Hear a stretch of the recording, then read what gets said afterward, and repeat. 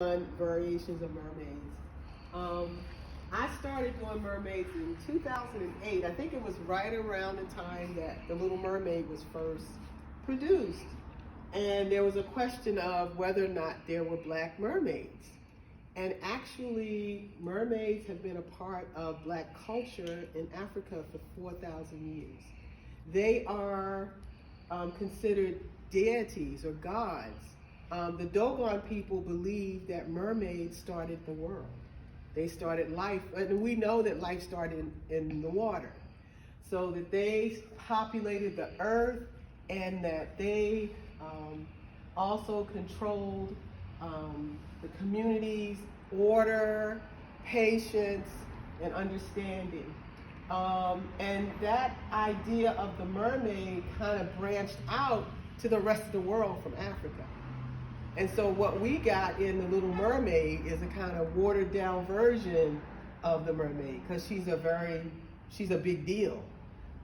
In West Africa, another name for the mermaid is Mami Wata. That's a type of mermaid. It means mother of the water. And she appeared as a half human, because sometimes there were mermaids and mermen. She was part human and part fish, and other times she was part reptile and part fish, associated with snakes. And that's why when I did the first one, I kind of made this little snake, little fabric with snake in it to kind of represent that. I just drew blank. So it started, like I said, in Africa, and other cultures that came in contact with African sailors on their ships. They also learned about the mermaids, and that kind of went out to the rest of the world. And you would see, like on boats, they would carve a mermaid on the front of the boat because she was protection. A couple of years ago when I was in Ghana, one of the other things about the mermaid, that she not only protected the earth and looked out for the environment, for the water, and made sure that everything was calm, there was also a rough side to the mermaid god. She could make storms and cause problems in the water. So certain days, even to this day, when I was in Ghana, I experienced this, but certain days, they would not go out and fish because to respect the gods of the water. So I think it was Tuesday and Wednesday, instead of going out to fish, they smoked the fish, they cleaned the fish, they did everything but go fish because they didn't want to upset the mermaid gods. So that is the general history of the mermaids.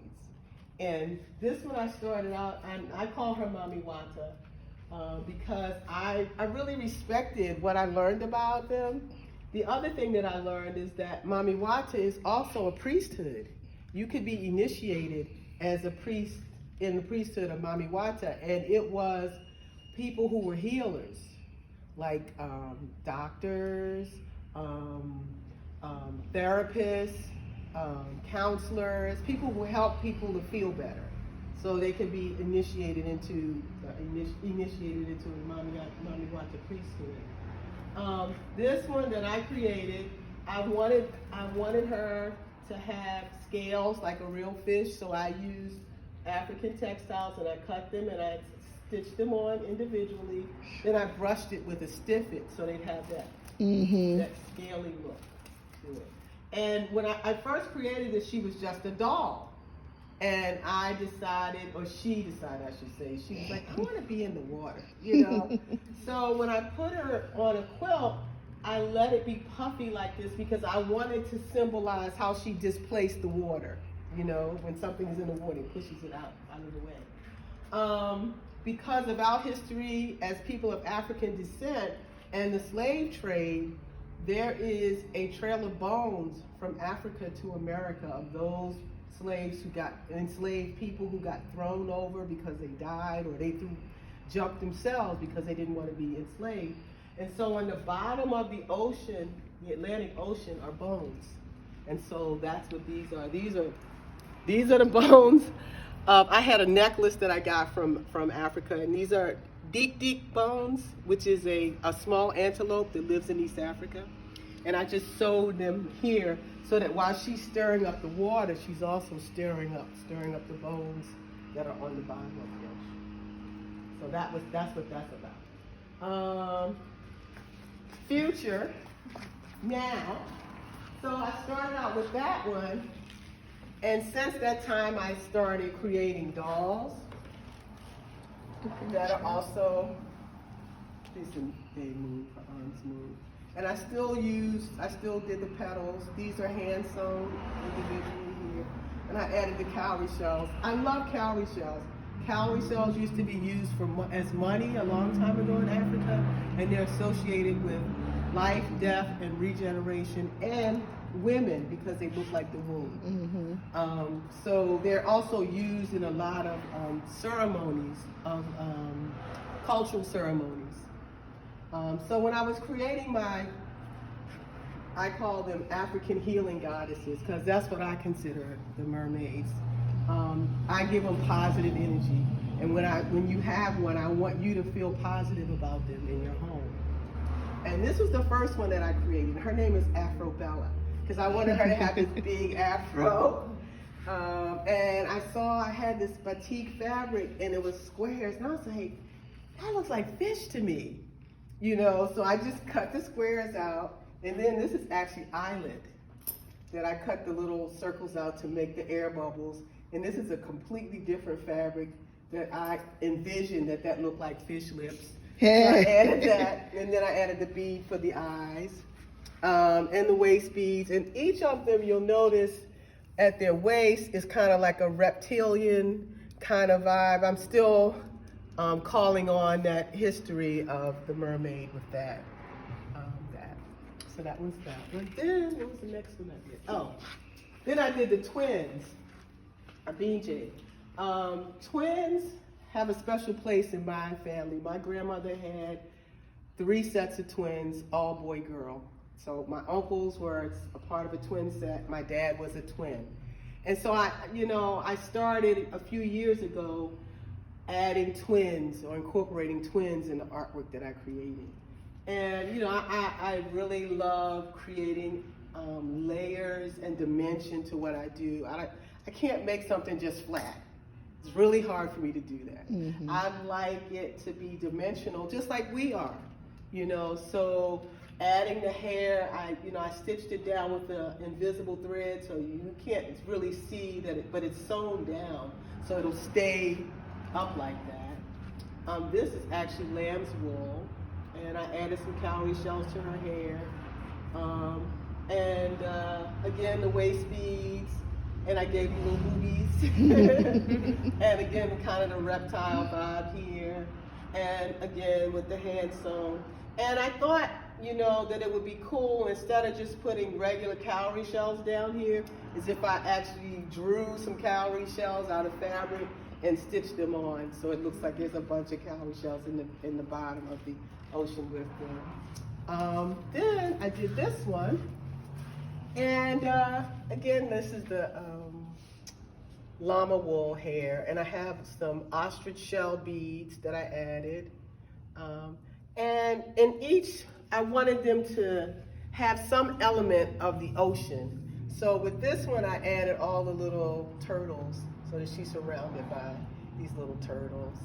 And I incorporated not only, in each of them you'll see, I not only incorporated Ankara, African textiles, but glittery fabric. So there was something reflective, like scales, giving you that color and that reflectiveness. And then the last one I did, I call her Violetta, but I think I might change her name to Plum. She represents Yemonja, which is one of the orishas of Ifa, another African spiritual tradition. And I gave her a head wrap, and I gave her a veil of beads. And in that tradition, the veil is to protect and separate this deity from a human, and as reverence The veil is also used for obas or kings. You know, when they come out, you don't just walk up to that person. That's right. You know, so that was what I was going for with her. And I love using the browns and the tans to reflect the human family, but I've also stretched out to help us to kind of connect a little more and use non-human colors in the skin tones. So I've used purple, I use navy blues, deep reds and wine colors. And with her, because I wanted her to be kind of extra special, she's got a little more bling going on than everybody else. You know, and even her waistband, I added a little more, and she's got a lot of, glitter stuff going on here. And then I also gave each of them a really cool belly button waist. But I enjoyed creating them, and I was glad that Anthony suggested that we did this show, and I got excited about it. So that's my inspiration for creating the mermaids is the historical part of it, and also me kind of bringing it into the present in a different kind of way, borrowing from those traditions as I was creating, but also taking it to the next level, with, like I said, making it twins or, making it things that we can connect to in this time. Awesome. Any questions? I was just curious when you were mentioning about there were certain times the sailors wouldn't go out to fish. Yeah. Do you think that has something to do with the different hurricanes at certain times of year? It probably does that too, but I know in Ghana when I was there, it was specific days of the week all year round. Like on Tuesdays, you don't go out to fish, based on their heritage and their traditions about the power of the mermaid and her control over the waters and protection. So you respect the deity. The deity is saying, okay, on these days you can go out and swim, you can go out and fish, you can do all the things you normally do, but on these days, this is when I take care of the earth and I clean things and move things around so that you can live comfortably. So you don't want to disrespect that and go out like this. So they don't. Like seriously, they were smoking fish that day. We would say, no, they don't go out today. It's on Tuesdays and Thursdays. They don't go out, Wow. Yeah, so. Cool, thank you.